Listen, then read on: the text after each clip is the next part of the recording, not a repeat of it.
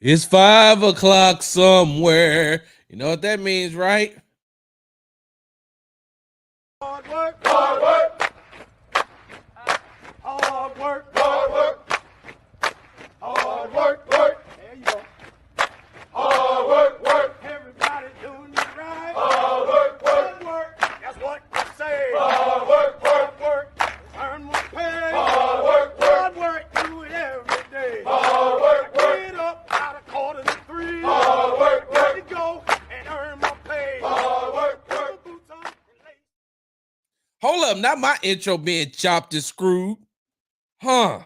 How did they know that I was in that type of mood? Hey, what's going on, y'all? You tuned to the Sports Talk with Big Sarge show. I'm your host, Big Sarge. Make sure you follow me on the app formerly known as Twitter at Big Sarge Sports with the Z at the end. Make sure you follow me on the Tick and the Talk at Big Sarge Media. And make sure you are subscribed to my YouTube channel at Big Sarge Media. Read all my articles at www.bigsargemedia.com. All right. I know. It's 5 o'clock somewhere, right? Gotta be. I know. Should have been on here a little bit late. I should have been on here a little bit earlier, right? What up, Mike? What up, Alexis? That's how you pronounce that, right? Alexis? I don't want to mess that up. Have you ever heard that joke? Who was it by? Cheryl Underwood? She's like, I used to know a girl named Alexis. She was built like a Buick. I'm not saying that's true. Your name made me think about that joke. So I apologize for being late, right? I apologize for being late, but let me tell you a little bit about me. All right. I'm old school. I do things old school way. And so the one thing that I do not allow my wife to do is there's two things that I won't allow if I'm here. One, I don't let her walk to the car by herself. In the morning when it's time for her to go to work, I walk her to the car. No matter what I'm doing, I make sure that I'm home. I go to the gym early enough to, go to the gym, get back, walk her to the car. What's going on? That one guy from that one place. I like that. But I don't let her walk to the car by herself, and I don't let her come home to a dirty kitchen. No sirree, Bob. And I'm old school. So if y'all know what I'm talking about, I'm old school. Hold on. And what y'all sipping on? Because, like I said, it's happy hour. I'm sipping on a little something. Hold on one second.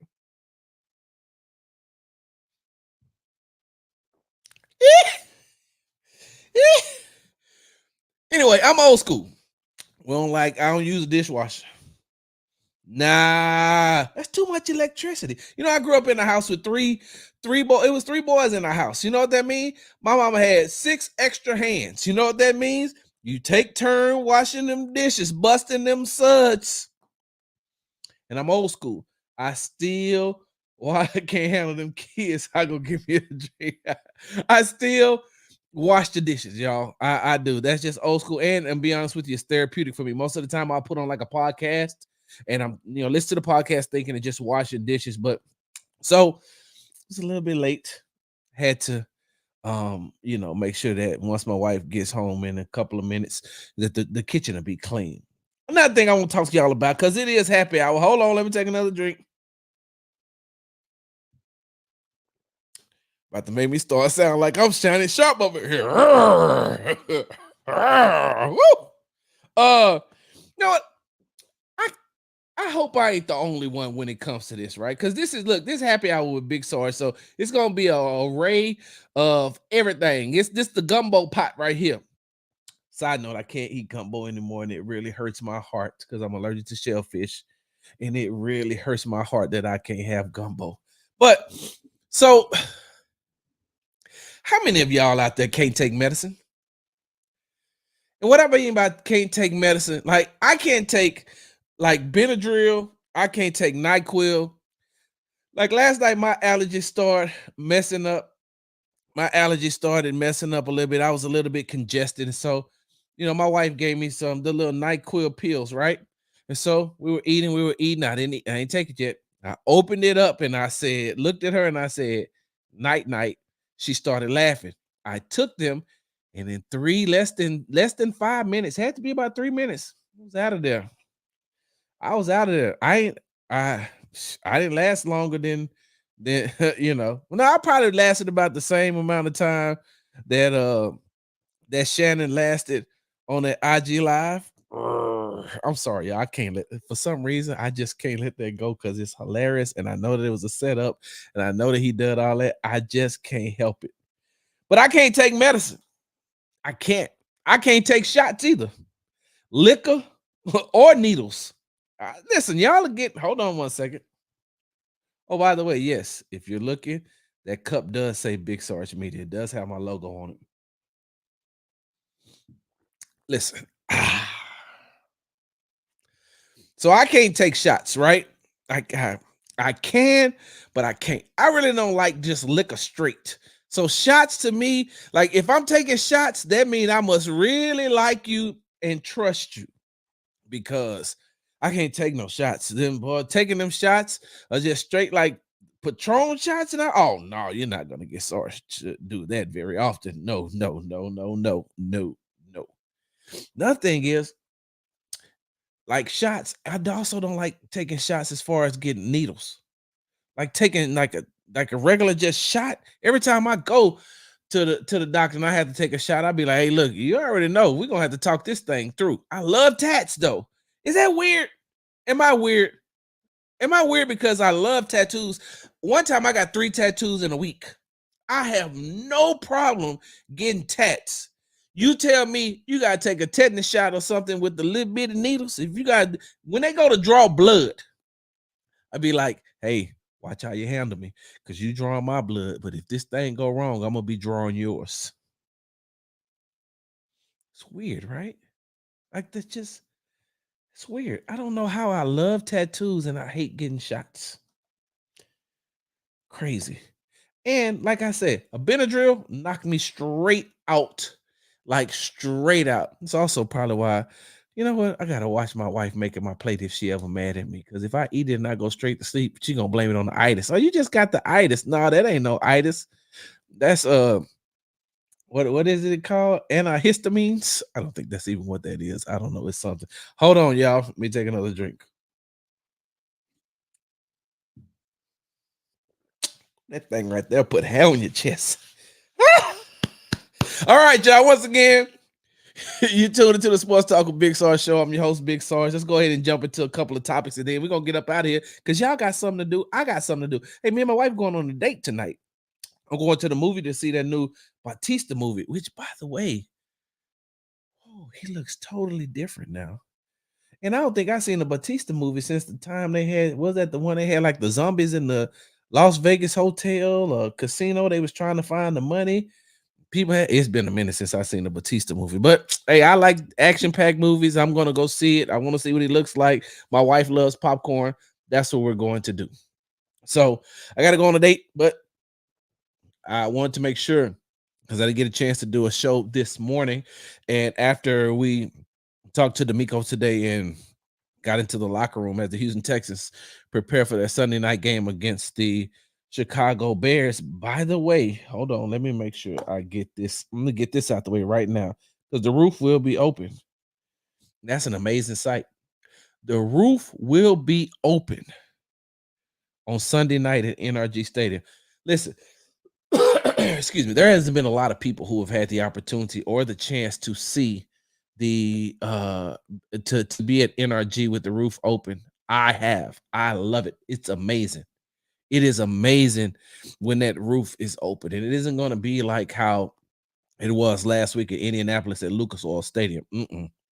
No, no. When they open, listen, let me tell you something. When they open that roof over at NRG, yeah, it is a sight to see, especially on a night game. It's supposed to be very good weather.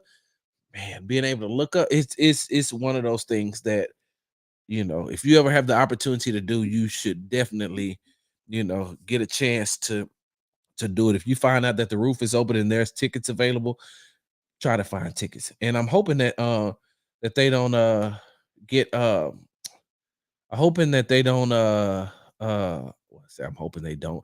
I'm hoping that they will open it at least one more time this season. I'm hoping that they open it at least twice.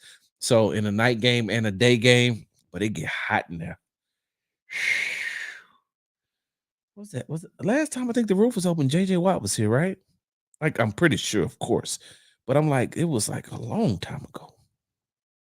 Anyway, uh, no dirty kitchen at my house either. Hold on, let me answer this question real quick.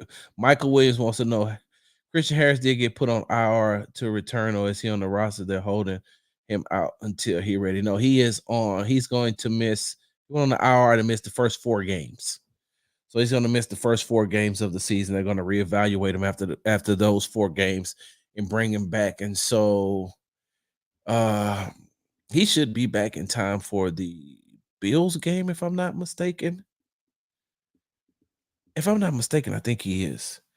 But so and I'm gonna get into the Texans just a little bit more. Y'all bear with me for a second because I need to speak about something. And I know that you all have for those of y'all who did not watch the Thursday night game between the Miami Dolphins and the Buffalo Bills. I'm pretty sure you've seen a lot of it by now as far as the injury that occurred with Tua Tagovailoa, the quarterback for the Miami Dolphins, who suffered a concussion and will probably miss some time with the Miami Dolphins because he has to clear concussion protocol, and so I'm pretty sure that's gonna, that may take a couple of games, may not, but and we've seen this before. We've seen Tua. Uh, oh, hold on for a second. Hold on, y'all. Hold on, because I do want to talk. Man, don't come up in here with your government name. Don't come up in here with your government name. I need to see White Mike. I don't need to see Michael Williams. Yes, Michael Williams. No, White Mike. Come on now. Come on, Cavalcade Mike. Come on, Homestead Mike. Magnolia Mike. That's a little thing we have going on in the spaces. But back to what I was talking about though, with Tua. So first thing is, side note, let me side note something. Because last week CJ said that Joe Mixon was challenging him to run more, right? Challenging him to run more. Hold on for a second. You ain't got to sneak up in here. Hey, how you doing? My wife's home. Can y'all tell? Yeah, she's home. The kitchen clean. Told people how I don't like you to come home to a dirty kitchen. She probably done walked off already. I can't even hear anymore. So, but back to what I was saying when it comes to last week after the game, CJ said that I don't know how to get it off. Last week, CJ after the game, CJ said that he ran a little bit more this time because Joe Mixon challenged him to use more of his athleticism, and so he did that. And Joe Mixon was on I don't know if it was a podcast, I don't know what it was. I just seen it on IG Live, like the real IG Live with Jordan Schultz and Draymond Green. And so, like, they really intended to go on IG Live. They didn't throw their phones down and all of a sudden, poof, there's Joe Mixon. I can't help it, y'all. I'm petty by nature. I'm just petty. But he said that he said CJ's an athlete and he wants to see CJ run a little bit more. He wants to see CJ do a little bit more as far as once he gets out of the pocket. Sometimes it's going to require for him to take off. And so, I posted that clip of him saying that, and then I got a lot of responses with, no, we seen what happened. This was after the Tua injury. They're like, oh man, we don't want him to do that. We don't want him to do that. And so on today, talking to a couple of people, including CJ, and CJ, he's like, no, that was, he said that was terrible what happened to Tua. He said, but I'm a different type of person. He's like, Sarge, listen, I don't really run from no smoke. And I would love to drop my show, but I'm gonna get out of bounds. Or I'm gonna slide. But you gotta live to fight another day. And so for those of you all who think that, that something like that would happen to CJ, I'm thinking that he probably would be smarter than that.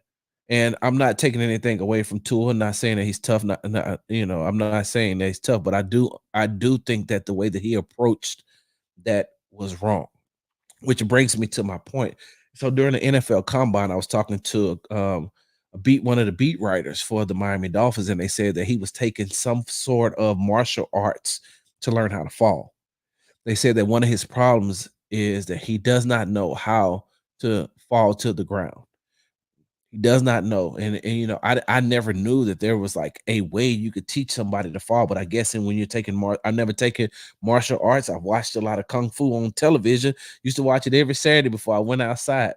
But I don't know. I didn't know that when you take martial arts that there's a way that you can fall. And so they were trying to teach him that, to teach him how to get down, because he had sustained so many, injuries from being hit instead of fall. He had sustained concussions from being hit and falling. So, there's this thing out there, and they say, should Tua retire? Shouldn't he retire? Should he retire? Shouldn't he retire? And I'm going to tell you like this. Hold on for a second.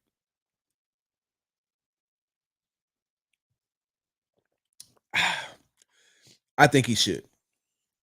I think that Tua should retire. And I'm gonna tell you why I think that he should retire. And I know that you can't tell a person, who's doing what they love, that they have to step away. But for your own safety, you've got to step away. And the reason why I feel like Tua has to step away is because he's not going to change. If they've been telling him over and over and over again, if they have been repeatedly telling him, you have to get on the ground. Even the Bills players were saying, I figured he would just slide. He had enough time to slide. Why didn't he just slide? And getting that first down wouldn't have changed anything in that game. Just get down, just slide. And so if you're constantly telling him that he has to slide, right?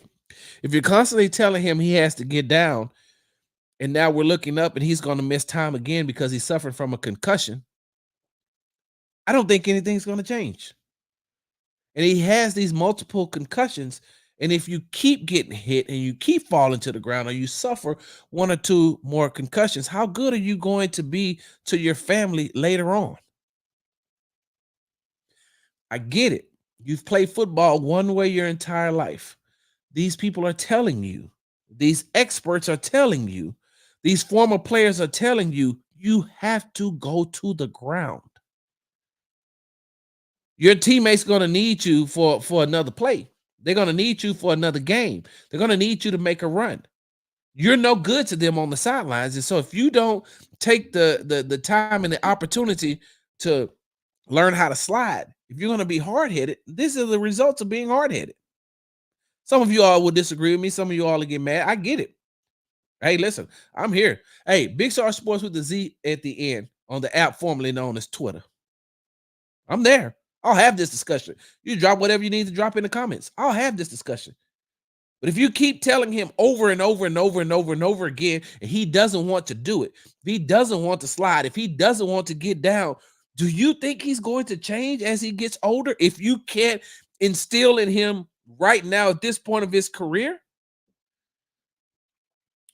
shouldn't the last injury have told him, hey man, you probably need to get down? With the injury before that, or the concussion before that, or like, you got to learn how to get down on the ground. I remember talking to last week before the game, I was talking to Houston Texan linebacker Aziz Al-Shaair. I was talking about playing against Anthony Richardson. And he said, one thing that I told him, he said, I told him the same thing I told number 7 down there, which is, and we were in the locker room. He was talking about the lockers for the day. He said, I told him the same thing I told number 7. You got to learn how to get down. He said, is it my job to hit you? Yes, it is. You're on the opposing team. You are the quarterback. I'm supposed to hit you. I don't want to hurt you. And to prevent me hitting you and to prevent me from hurting you, just slide. Run out of bounds. Be smarter. Live to fight another day. Live to fight another day. Throw the ball away. Get down the ground. You don't have to prove to anybody that you're tough, because look, I know that a lot of these players who play against each other, they really like each other and they're concerned. It's still a brotherhood. You have some who don't, who don't mess with each other outside of, you know, being in the NFL, and I get that. I definitely understand that. You ain't gonna like everybody you work with, but by the same token, they're not these players are not out to end another person's career. They're not out to stop the livelihood and stop another player from making money. They're genuinely looking out for them. And if you force these players to have to make these type of plays because you don't want to be smarter than what's going on, then it's time for you to walk away from the game. Like you've made enough money, you'll walk away with enough money. You'll walk away with enough money to start something else, do something else. Will you miss the passion? Will you miss playing the game? Will you think that, hey man, I'm too young to walk away from this game? There's been a lot of people who have walked away from this game young because of what they said. My health is more important than trying to prove who I am. So I honestly and truly believe that it's time for Tua to take a step away from the game and say, okay, now, and y'all got to forgive me. I told y'all my allergies are bothering me. So that's why. Hold on. Hey, y'all drop in the comments. Y'all drinking on something? What y'all sipping on? So, yes, I do think that Tua needs to take a step away from the game. Now, speaking of that game, hey, man. Hey, what those people that told me that Buffalo was going to be okay without Stephon Diggs? It's Sarge. It's only 2 games. I get it. I don't see it. I'm sorry. I don't see it. I don't see it, and I don't see how I ain't seeing nothing from Josh Allen so far. I didn't see. Well, let me say this: I didn't see nothing from Josh Allen last night. So 2 games, I got it. I understand, but the way that he looked last night, I'm saying to myself, I need more. I need to see more. If you're going to be one of these, it's easy. I mean, think about it. How many times have the Bills beat the Dolphins? Like they own the Dolphins. Like they literally own the Dolphins. Beat them every time. I think what in the last 13 games, the Bills only lost 1 time to the Dolphins. But if you're going to take that next step, and if you're going to be up there, if you want me to put the Buffalo Bills in the same sentence that I put the Baltimore Ravens and the Kansas City Chiefs, even the Houston Texans, if you want me to put them up there, then I'm going to need to see way more from Josh Allen that I seen. And I get it. I got it. I understand. You know, he has some new offensive weapons. You know, that team went through a lot of things that they lost a lot of defensive starters as well. And so I get it. I get it. They're trying to get themselves back. You know, losing a player like Stephon Diggs, losing a wide receiver like Stephon Diggs is a lot. It's a lot. And so you're looking at somebody that has to come in and step up and take his place, you know, and make sure that they give you that 1,000 yards like Stephon was giving you. So I get it, but I don't see it right now. I don't. All right, let me go ahead and move on. Talk about these Houston Texans right quick as they take on the Chicago Bears Sunday night. We talked about that a little bit earlier. We've been talking about that during the week. I've been telling you my keys to victory. This is a matchup I want you all to watch, right? You've heard me talk about the cornerbacks for the Chicago Bears, right? We already know about the receiving core for the Houston Texans, right? We know everything about that. We've watched them. This is the matchup that I need you all to watch and that I'm going to be paying very, very close attention to. And that's Texans wide receiver Nico Collins versus Chicago Bears cornerback Jalen Johnson, because they will travel him. He will travel. He is going to cover your best wide receiver. And without a shadow of a doubt, Nico Collins is a walking mismatch. He is a walking mismatch. And I want to see how Jalen Johnson is going to play against a big, strong, physical wide receiver. There's going to be a lot going on. And I'm pretty sure CJ is still going to target him a lot. And you know, Jalen Johnson ain't no pushover. We're talking about a guy who is really good at his position. And so if Jalen is draped all over Nico and won't allow Nico to, he's disrupting the pass routes, then guess what that means? And Tank should be eating over there against Tyreek or I can't think of the guy's name, Kyler or something. Stephon should be eating in the slot. Dalton Schultz was back at practice today, so he, is looking like he will be playing on Sunday. So he should be able to eat. But that matchup between Nico Collins and Jalen Johnson, that's going to be the interesting one, right? Another thing about this matchup, the Texans versus the Bears. If the Bears don't have Keenan Allen and Rome Duzier playing at the wide receiver position, they barbecue chicken. Wait, hold on.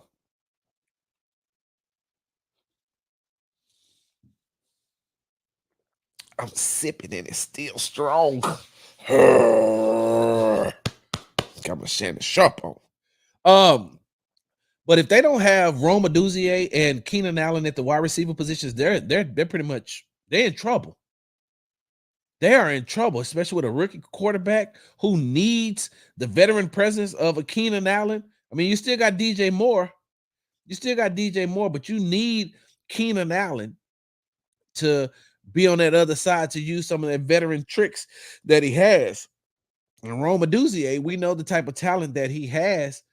And, he could help out a Caleb Williams as far as being able to get down the field, being able to be, also a possession receiver.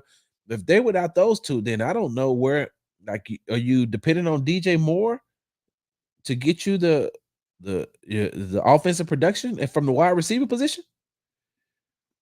Because Keenan Allen is questionable. They have Roman Duzier is questionable, but I doubt that Roman Duzier plays because he had that MRI and it's bad. It's worse than what they thought it was.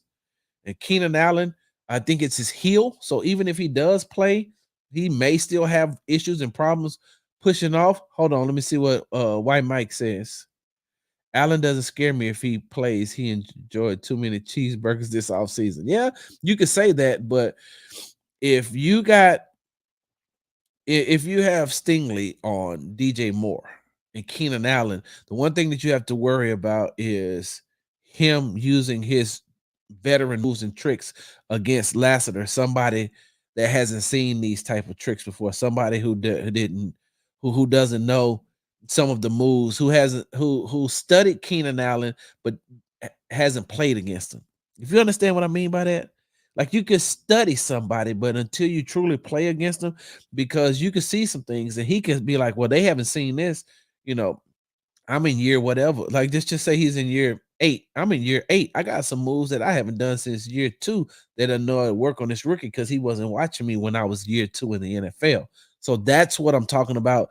If Keenan Allen is on the field, he also becomes that safety valve and that safety net for a rookie quarterback like Caleb Williams, who may not be able to, he's not going to have the time, or he should not have the time to be able to stretch the field to be able to throw the ball downfield deep. So you're going to need a wide receiver like Keenan Allen to get in those soft spots, play in these different types of positions on get inside of the soft spots on the zone, become that possession wide receiver for Caleb Williams. Because, for a rookie quarterback is just like what they say as far as a shooter in the NBA who is having an off night or whatever the case may be, right? And what they say, all they need to do is see a couple go in, right? So if they can get a layup, if they can get get a mid-range jump shot, maybe hit a 3. But the more they see the ball go through the basket, the more they start to get into a rhythm. What you don't want to do is allow Caleb Williams to get into a rhythm. And Keenan Allen can help him get into a rhythm by just making those throws. Because once Caleb Williams, he's one of those quarterbacks, he's a rhythm quarterback. Once he gets into the rhythm, once he gets into rhythm, he's very hard to stop. And so what the Houston Texans need to do on the defensive side of the ball is disrupt that. And if Keenan Allen is in the game, you got to make sure you try to take him out. But if he's not there, like I said, if he's not there, Roma Duzier is not there, it's going to be a long day. A long day for Caleb Williams. And I think who's the running back? DeAndre Swift. So they should be able to contain them. All right. So Juice Scruggs, right? This is the interesting thing coming out of this whole week for with the Houston Texans. Juice Scruggs hasn't practiced and he has a groin injury, right? I'm sorry, not an injury. Let me take that back. Not an injury. He's dealing with a growing issue. Let me make sure I say that correctly. I don't know if he has a full on growing injury. I know he's dealing with a growing issue and he hasn't practiced. And so if he's not practicing, then I mean, that means that Jared Patterson will probably slide into the center position. And this is where it's where it gets a little tricky, right? This is where it gets a little tricky for that offensive line because although that Jared Patterson is a good replacement to go in there and play, a good backup, a good reserve to play behind Juice and play in that center position. We've seen him do it last year. Hold on, allergies are bothering me.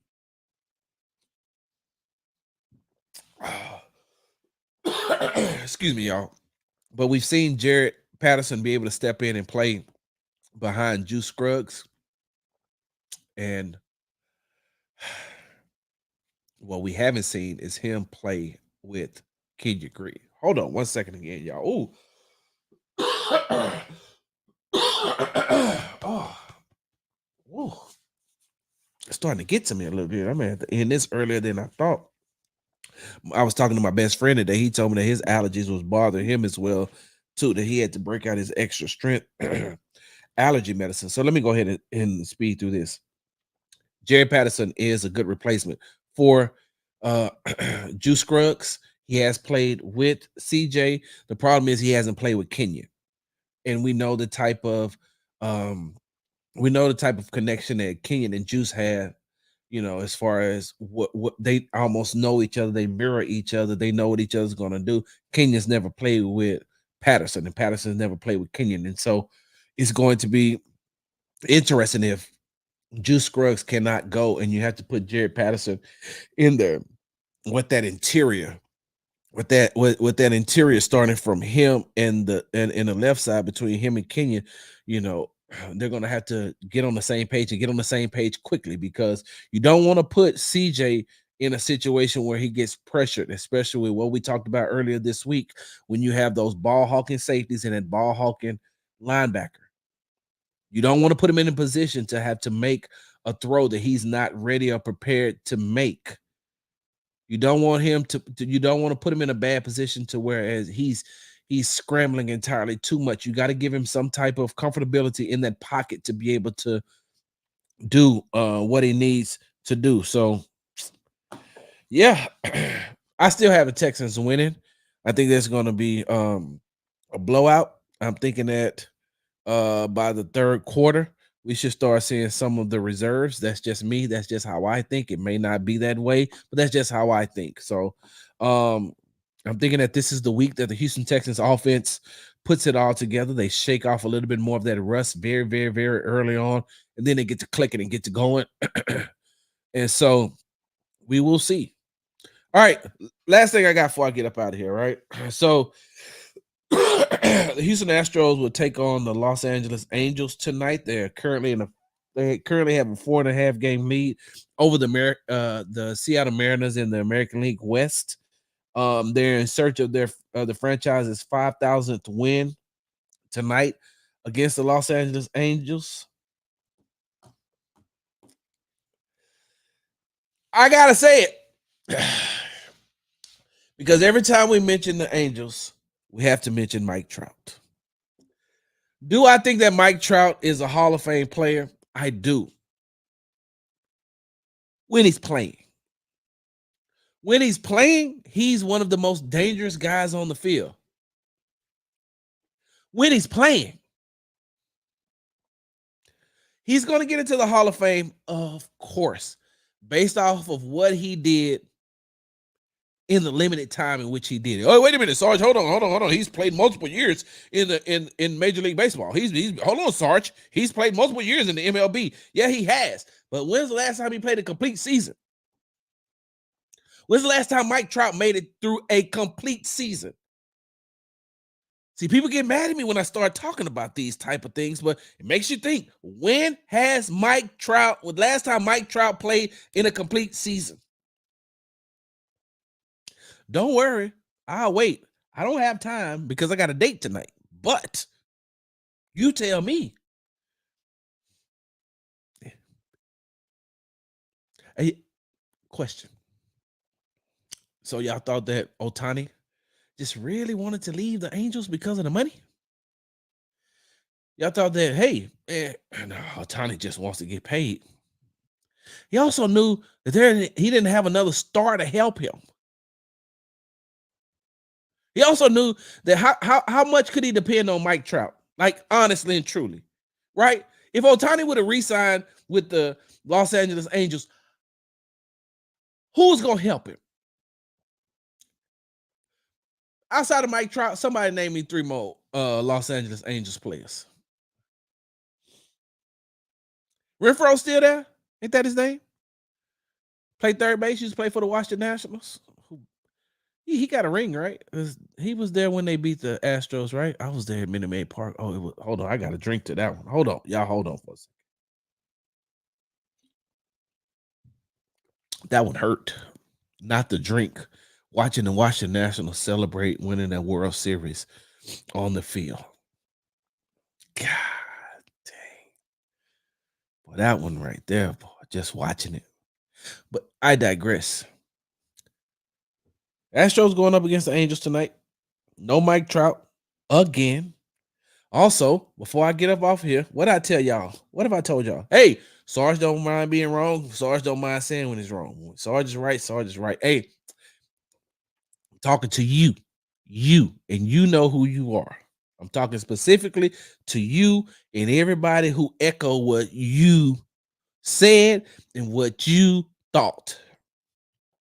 Hey, when we gonna give Dana Brown his flowers?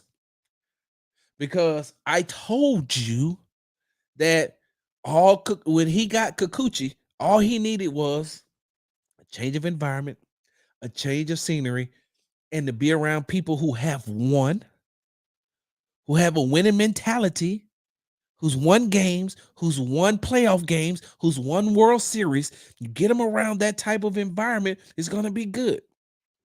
2, you had to take what you could get because your pitching staff was not healthy. Is not healthy. Excuse me.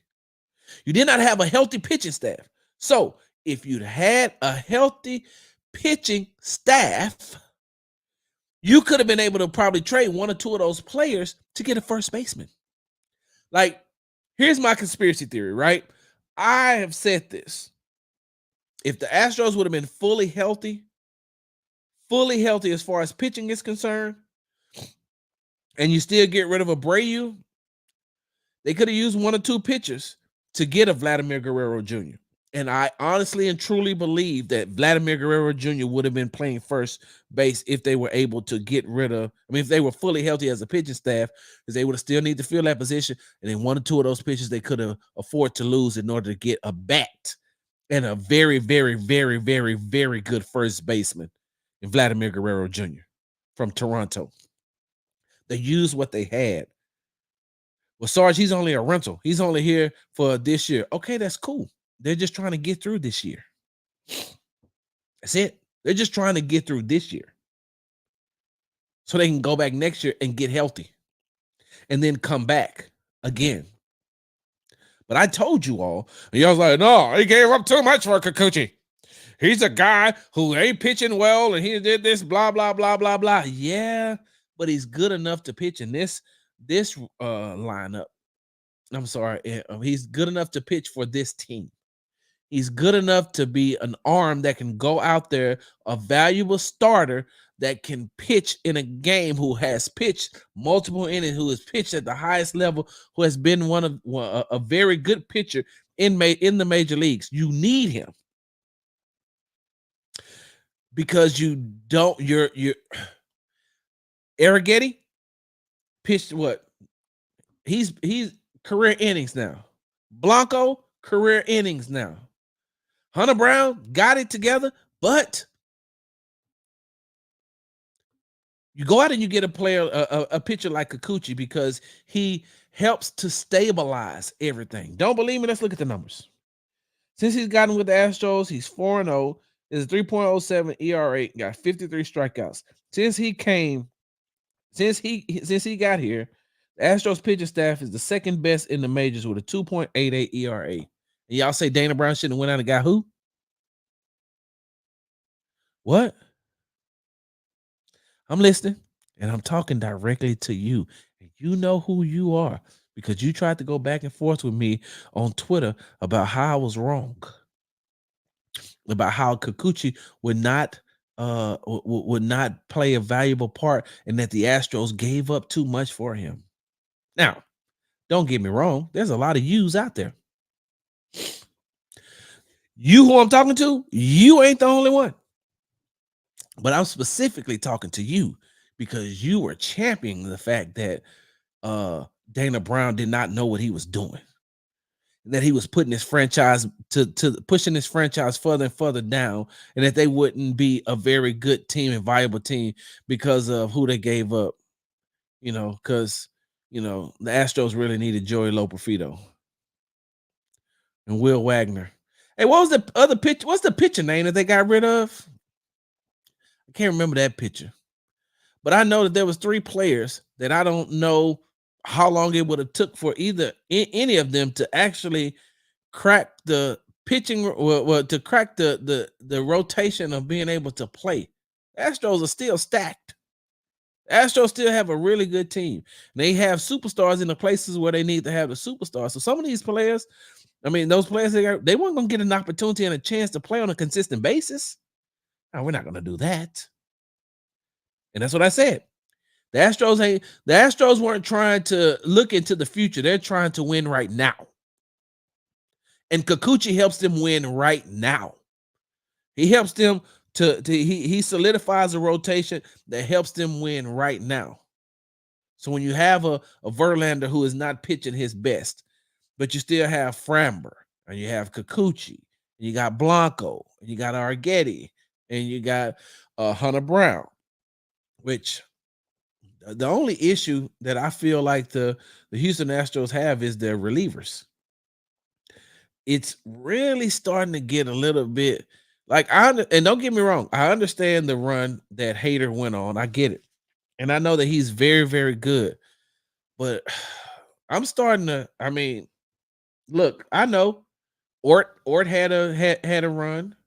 Presley had a run. Abreu had a run, but it's just like it's almost how big of a lead do the Astros have to have and hoping that these guys don't blow it? Because they've blown some leads. They have looked bad. It's almost like when the starter goes out, you're like, oh, well, just keep your fingers crossed and hope that they don't give up no runs. Oh, let's just hope. And there was a time where the Houston Astros, when their relievers came in, that was lights out, game over. That's the problem. But I digress. You owe me an apology, and I don't even know if that's going to be good enough for me to stop talking to you like that. Hold on. Because it's happy hour. All right. Last thing I got. Hey, y'all remember when y'all said that it was John Singleton's fault when him and Framber couldn't connect on that one play to get that out? And Framber came out and said, well, it's my fault because I didn't run full speed to the base. And Singleton said it's my fault because I didn't charge the ball. And, they both took the blame. They both took accountability, but y'all only dragged John Singleton, right? And you dragged him through the mud and you dragged him through the mud and you dragged him through the mud, right? And then he started playing well. But you all don't give him that type of credit. I don't see the same. I don't see the same type of energy that y'all had when y'all was dragging him when he's playing good. In the last 27 games, he got 5 home runs and has a 920 OPS. What was that? Where that energy at? Why y'all don't have that energy for him? Because he's playing better. Because he's doing really good. And John Singleton's an older player. Y'all know that, right? He's an older player, but he's still a very valuable bat, and he's not a bad first baseman. He can get you through this season. If you keep platooning him like y'all doing, he can get you through this season. But what happened? Like, why y'all don't have that same type of energy when he's doing good as when he's doing bad? Ah, I got it. That's not how Twitter works, Sarge. That's not how radio ratings work, Sarge. That ain't What? Positive? No, we good. No, we good. He still should have got the ball. Okay, he do got 5 home runs in the last 27 games. He still should have got the ball. Yeah.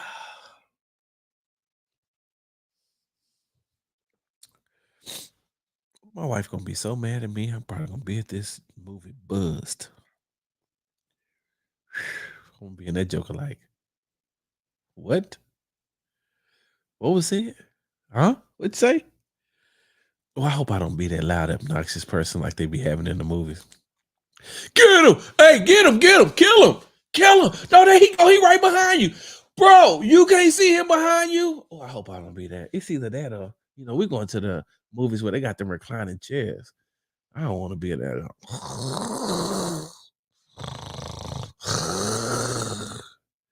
My wife gonna be like, "Are you crazy?" She probably throw ice at me or something. She'll do something to wake me up, and I'll wake up and probably start hollering. Like the zombies are after me too. It's like this movie ain't even about zombies. What are you talking about? It's like I thought Batista was only in the zombie movies. Y'all, it has been real. I'm going to get myself prepared for my date. I'm going to say hello to my wife. We're in town. And because the Houston Texans will take on the Chicago Bears on Sunday night at NRG, I keep telling you all that because some of y'all still ain't gonna get there on time. Some of y'all still think y'all got time to buy parking passes, and you better get them by tomorrow. If you don't have them by Sunday, you won't have them. But we're in town, so you know what that means. Tomorrow's college football. I may hop on here just so we can have a little conversation because what I'm doing is, and I want to I thank everybody who's watching the Sports Talk with Big Sarge show. I appreciate it. I'm consistent. I'm starting to be more consistent. I'm starting to be, I want to make sure that you all get the best sports talk that you can. I want to be your source for everything Houston Texans, Houston Astros, Houston Rockets, as far as the on the professional level is concerned. Most definitely with the Texans and the Rockets, I want to be your go-to source for that. So make sure that I'm here for you all, and that's all you got to do. The best ability is availability. Make sure you subscribe to the Sports Talk with Big Sarge show on YouTube. Make sure you follow me on the app formerly known as Twitter at Big Sarge Sports with the Z at the end on Instagram, and Big Sarge Sports with the Z at the end on the tick and the talk at Big Sarge Media. And make sure you're reading all my articles at www.bigsargemedia.com. I'm out. Wait.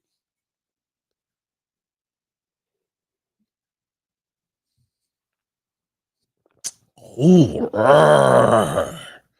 now I'm out. Hard work. Hard work. Hard work.